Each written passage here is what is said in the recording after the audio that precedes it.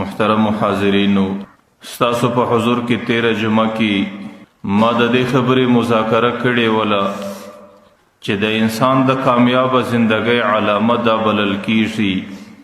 چې انسان په خپل زندگی کې د پیغمبر علیه الصلاۃ والسلام د سنت دعاګانو اهتمام وکړي،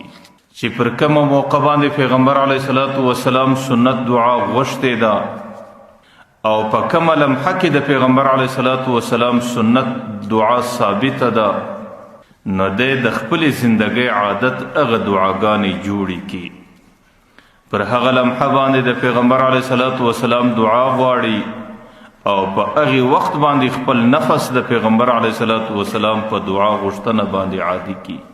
ځکه دا یو حقیقت دی چې کومه زندگی د پیغمبر علیه الصلاۃ والسلام د دعاګانو په ترتیب کې روانه وي، نو هغه زندگی کې بیا الله تعالی انسان باندې ذلت نه راولي،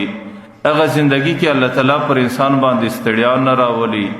هغه زندگی کې الله تعالی د انسان د مشکلاتو د پریشانۍ څخه محفوظ ساتي. ځکه د پیغمبر علیه الصلاۃ والسلام سنت طریقه د پیغمبر علیه الصلاۃ والسلام د مسنون دعاګانو برکت دا دی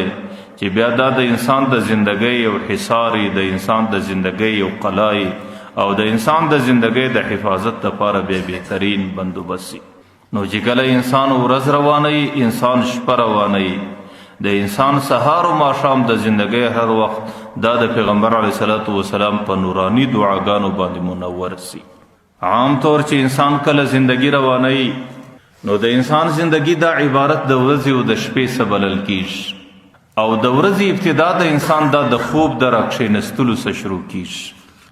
او چې سړی د خوب سره راکښېني کومه دعا به وایي، او چې کله هغې دعا څخه سړی فارغ سي، نو طبعا د انسان ضرورت د بیت الخلا او د تقاضای حاجت د ځای طرف ته وي. چې کله سړی د تقاضای حاجت ځای له ورسي هلته ننوځي کومه دعا به وایي،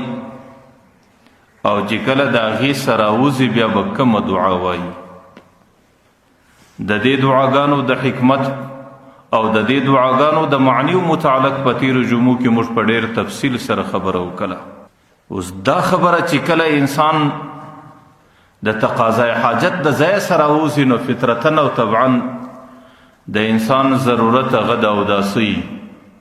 انسان بیا اوداسه ته کښېني او اودس کوي. که چیرې د انسان الله تعالی نصیب دا کړی چې دی د تهجد د لمانځه په وخت کې راکښېني، نو بیا خو یو څو رکعاته د تهجد لمونځ په هغې اوداسه باندې کول. او که د انسان زندگی کې سړی انسان ناوخته د سهار په وخت کې راکښېني، نو بیا د سهار سنت د سهار فرضي لمونځ په هغې اوداسه باندې کول. هسې زموږ په دین کې اودس ډېر لوی عمل دی، او زموږ په دین کې د اوداسه ډېر لوی برکات دي،